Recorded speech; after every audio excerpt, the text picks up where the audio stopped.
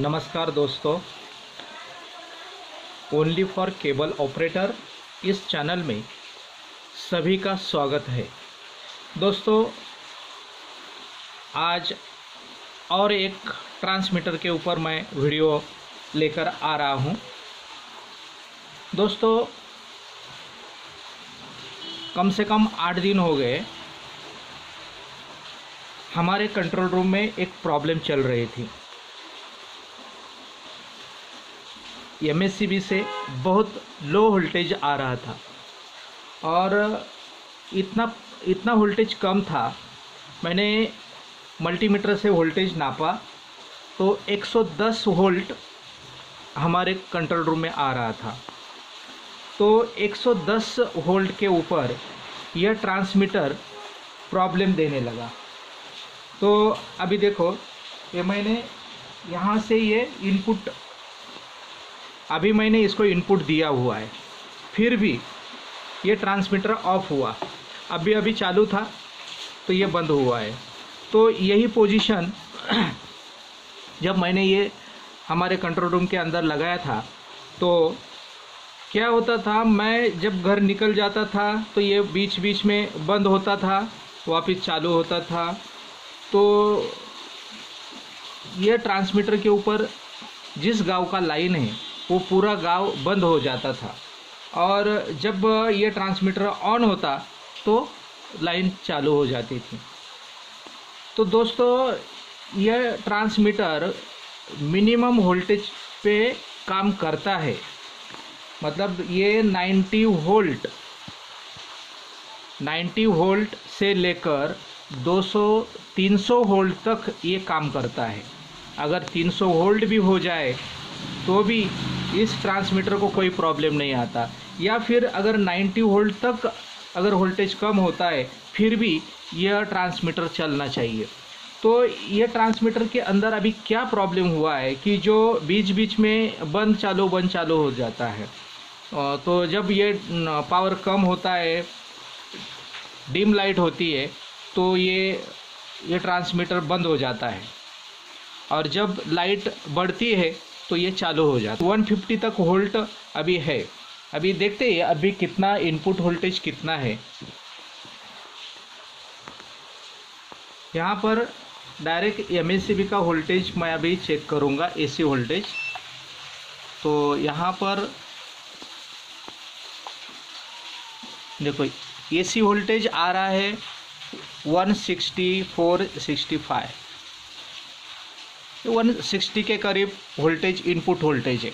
तो ये 160 वोल्ट के ऊपर ठीक चल रहा है। लेकिन जब ये और कम हो जाता है, 120, 100, 120 या 130 के करीब पहुंचता है तो ये ट्रांसमीटर ऑटोमेटिक बंद होता है, वापस वोल्टेज बढ़ने के बाद चालू हो जाता है।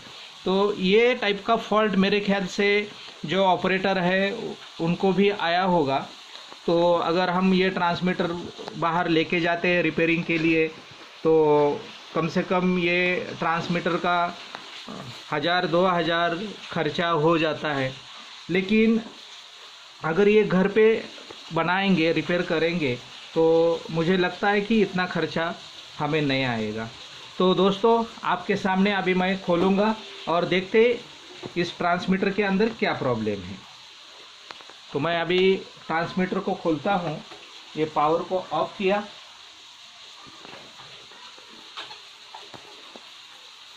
और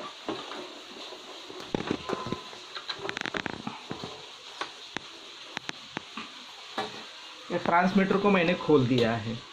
तो देखो, यहाँ पर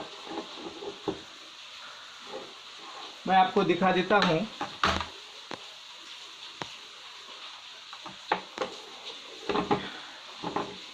ये ब्रांडेड ट्रांसमीटर है, डीबीसी का ट्रांसमीटर है, और इसके अंदर यहाँ पर 2 पावर सप्लाई लगे हुए हैं। अगर एक पावर सप्लाई फेल होता है तो दूसरा पावर सप्लाई ऑटोमेटिक ऑन हो जाता है। यहाँ देखो, ये पावर सप्लाई स्विच और लिखा हुआ है। तो ये वोल्टेज को ये चेंज ओवर करता रहता है। देखो यहाँ पर लिखा है कि AC 110 वोल्ट पे भी ये चलेगा। 110 वोल्ट से लेके 260 तक इसका कैपेसिटी यहाँ पर दिया हुआ है। तो अभी ये जो दो पावर सप्लाई है, तो कोई भी एक पावर सप्लाई हम खोल के देखेंगे और इसके अंदर देखते क्या प्रॉब्लम है। तो सबसे पहले मैं ये पावर सप्लाई लेता हूँ, उसको बाहर निकालता हूँ और देखेंगे इसके अंदर क्या प्रॉब्लम है। तो देखो ये टाइप का ये पावर सप्लाई उसके अंदर लगा हुआ है और दोनों सेम पावर सप्लाई है और मेरे ख्याल से दोनों के अंदर भी ये फॉल्ट हुआ है। लास्ट टाइम ये प्रॉब्लम दे रहा था तो ये ऑटोमेटिक इसके ऊपर उन्होंने चेंज ओवर किया, लेकिन अभी दोनों में प्रॉब्लम आ रही है। तो मैं अभी कौन सा भी एक रिपेयर करके उसको चालू करूँगा। तो इसको थोड़ा बाजू में हटा देते हैं और ये पावर सप्लाई को SMPS पावर सप्लाई को हम खोल देते हैं।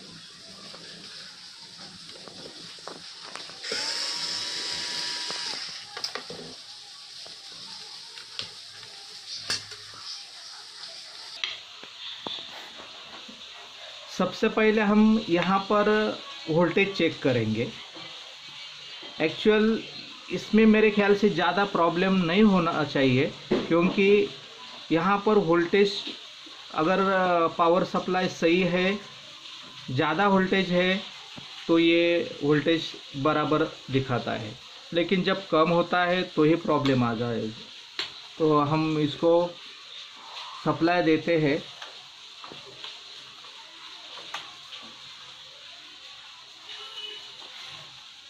ट्रांसमीटर ये पावर सप्लाई को यहाँ इनपुट दिया और ये इनपुट देने के बाद सबसे पहले हम देखते हैं ये वोल्टेज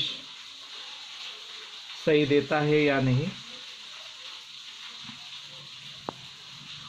ये मैंने मेंस कॉर्ड ये लगाता हूँ, ये मेंस कॉर्ड लगा दिया। मेंस कॉर्ड लगाने के बाद यहाँ पर देखो ये इंडिकेटर जलने लगा है। तो ये इंडिकेटर जल रहा है, इसका मतलब ये पावर सप्लाई तो ऑन हो चुका है। अभी हम वोल्टेज चेक करेंगे। तो सबसे पहला जो पॉइंट है ये ग्राउंड है और ग्राउंड में एक प्रॉड हम इसको रखते हैं और मल्टीमीटर से चेक करेंगे कि ये वोल्टेज कितना है। देखो सबसे पहला जो पॉइंट है ये ग्राउंड है और 2 नंबर का पॉइंट ये 24 वोल्ट आना चाहिए। तो ये मल्टीमीटर के अंदर 24 वोल्ट आया है, तो वोल्टेज सही आ रहा है। उसके बाद यहाँ मिलना चाहिए -5 वोल्ट। तो यहाँ पर हमें 4.5 वोल्ट मिल रहा है। तो ये थोड़ा बहुत कम है, लेकिन ठीक है।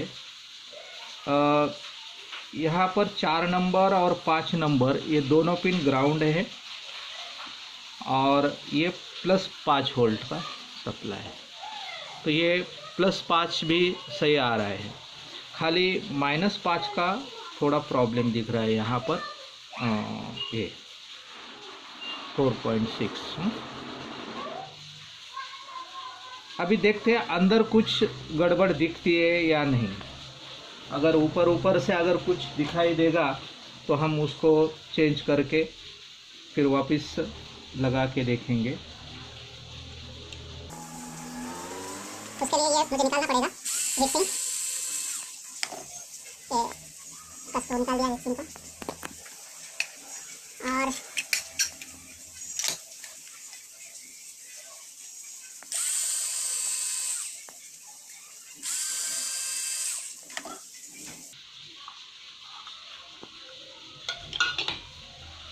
दोस्तों मैंने ये पूरा निकाल दिया है और निकालने के बाद हम कोई कंडेंसर देखते हैं कोई फुला हुआ है या नहीं।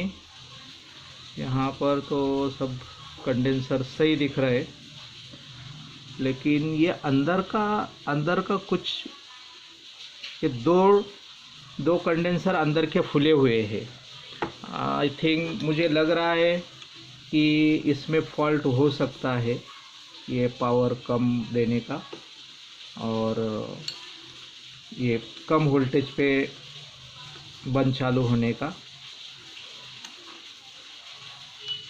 मैं आपको दिखाता है कि ये कैसे फूले हुए हैं और मुझे लगता है कि ये अगर बदली किए तो प्रॉब्लम हमारा सॉल्व हो सकता है। तो पहला मैं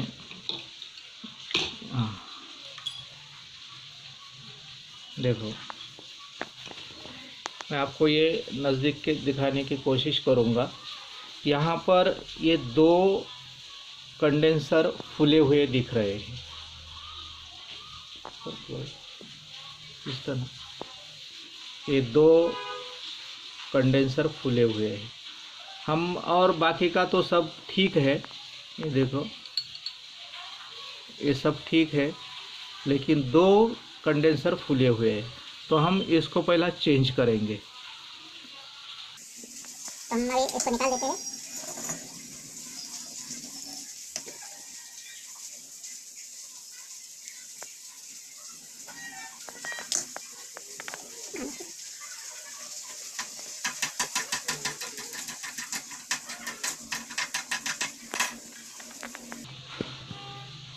दोस्तों मैं हमेशा जो प्रॉब्लम ऑपरेटर को आ जाते हैं, हमेशा ये टाइप के प्रॉब्लम ऑपरेटर को आते हैं, तो वही प्रॉब्लम मैं आपके साथ ये शेयर करता हूँ। वैसे तो बहुत सारे प्रॉब्लम होते हैं, लेकिन वो कॉमन प्रॉब्लम होते हैं, लेकिन जो टिपिकल प्रॉब्लम रहते हैं कि जो उसमें हमें मालूम नहीं रहता कि ये कैसा रिपेयर करें, हम वही प्रॉब्लम आपके साथ शेयर करते हैं।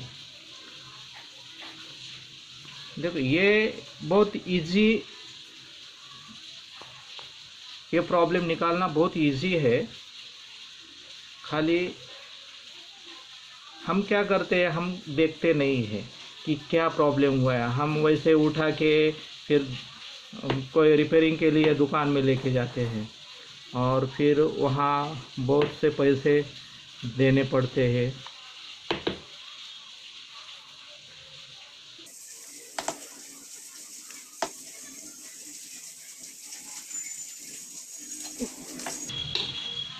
मैंने इस कंडेंसर को निकाल दिया और ये कंडेंसर यहाँ पर ये निगेटिव साइड होती है और वैसे मार्क यहाँ पर किया होता है, तो यहाँ पर भी गलती होने की कोई गुंजाइश नहीं रहती। और इस तरफ ये पॉजिटिव होता है, वहाँ पर पॉजिटिव साइन भी दी हुई है। तो हम ये कितने वैल्यू कितना है वो देखेंगे। तो देखो ये 1000 और 10 वोल्ट का ये कैपेसिटर है, 1010 वोल्ट। तो अभी मेरे पास 1010 वोल्ट तो नहीं है, लेकिन मेरे पास 25 वोल्ट या 35 वोल्ट हो सकता है, तो वो ज़्यादा वोल्टेज चल जाता है, लेकिन इससे कैपेसिटी के कम होना नहीं चाहिए। अगर यहाँ पर 10 वोल्ट है, अगर मैं 5 वोल्ट या 8 वोल्ट का अगर डालूँगा तो प्रॉब्लम होती है। अगर 10 वोल्ट से ऊपर का ये डाला तो चल जाता है। तो मैं अभी ये कंडेंसर लेता हूँ। अगर आपको भी ऐसी अगर कोई प्रॉब्लम आ जाती है और अगर आपको मालूम नहीं है अभी क्या करना है, तो आप मुझे कमेंट्स बॉक्स में मैसेज डालकर पूछ सकते हैं या फिर कॉल भी कर सकते हैं। तो मैं नीचे नंबर भी दूंगा, तो आप फ़ोन करके पूछ सकते हैं। अभी मेरे पास ये 1035 वोल्ट के कंडेंसर मिले मुझे, तो मैं यही यूज़ करूँगा।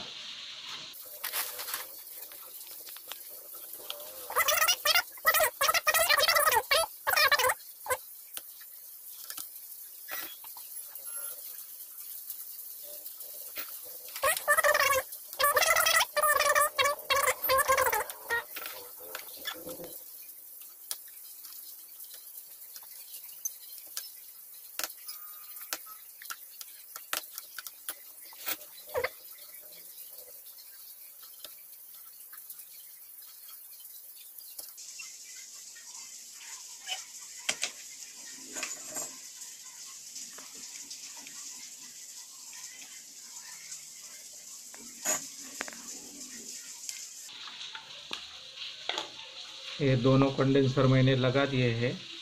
अभी यहाँ पर ये उसका हीट सिंक को लगाएंगे।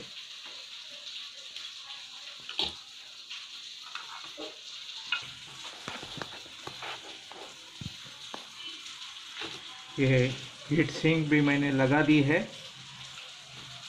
अभी इसको फिट करके चेक करेंगे।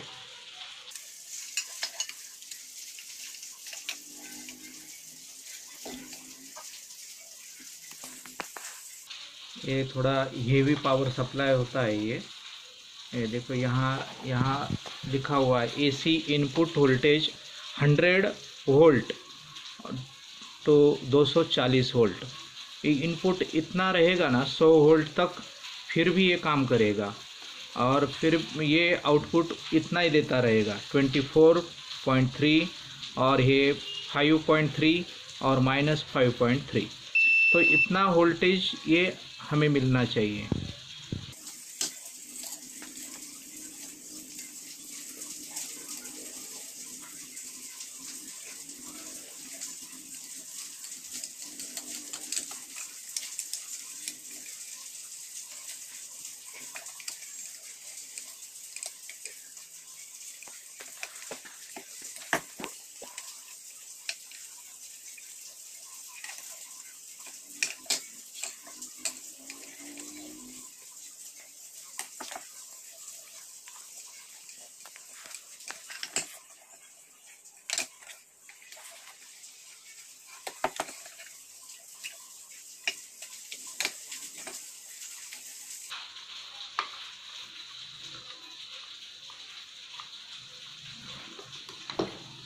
ये हीट सिंक जो है ना, ये फिटिंग ठीक से नहीं हुआ तो ये मॉसफेट ये गर्म हो जाते हैं और फिर गर्म होने से ये ख़राब हो जाते हैं। तो इसलिए इसको हीट सिंक को ठीक से टाइट करना पड़ता है। तो अभी मैंने ये टाइट कर दिए हैं। अभी उसका कवर यहाँ पर कवर लगा देते हैं।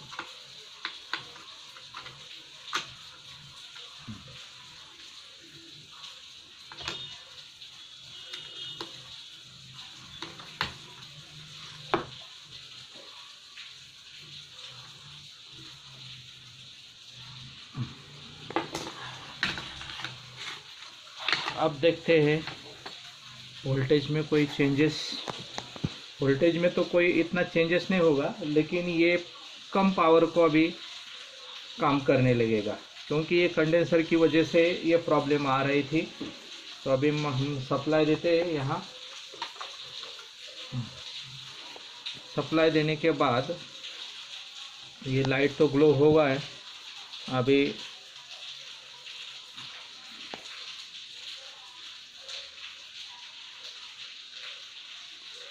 ये पहला 24 वोल्ट सही आ रहा है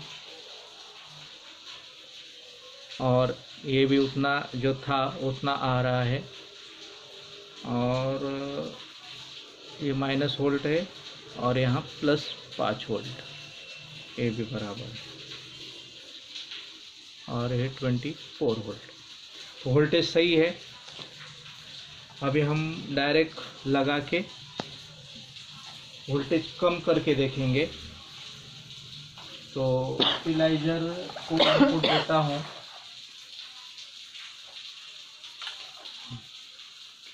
अभी मेरे पास एक स्टेबलाइजर है, स्टेबलाइजर से वोल्टेज को हम कम कर सकते हैं और बढ़ा भी सकते हैं। तो यहाँ एसी वोल्टेज कितना है पहला देखेंगे। यहाँ पर 218 वोल्ट है, तो ये ज़्यादा है, हम इसको कम करेंगे। ये मैंने पूरा डाउन कर दिया।